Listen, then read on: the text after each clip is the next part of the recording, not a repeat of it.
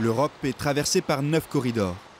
Par ces axes transitent la plupart des marchandises européennes. Avec le Brexit, le fret irlandais doit trouver un autre chemin que le Royaume-Uni pour rejoindre le continent. Une aubaine pour la Bretagne. Géographiquement, elle est la région la plus proche. Pourtant, dans un rapport, la commissaire européenne Violeta Bulc a d'emblée écarté les ports bretons, privilégiant ceux du Benelux. Un choix lourd de conséquences.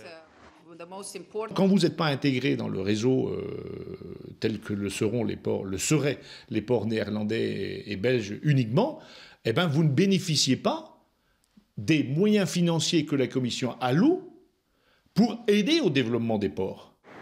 Ces financements, à hauteur de 30 milliards d'euros, pourraient donc échapper aux armements bretons, mais également au développement des villes portuaires.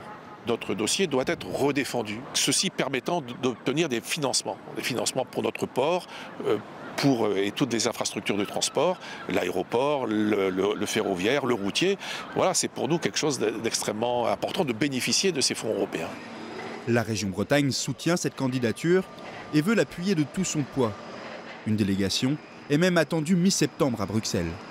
Tout ne pourra pas passer par les grands ports, ils sont déjà en train d'être congestionnés. Ce que l'on dit, c'est que ces ports secondaires qui existent, Brest, mais c'est vrai aussi pour Lorient, pour Saint-Malo par exemple, pour Saint-Brieuc, pour une part, eh bien, ils peuvent être aussi des ports qui vont amener une partie des marchandises et éviter la congestion qu'on est en train de constater dans les grands ports européens.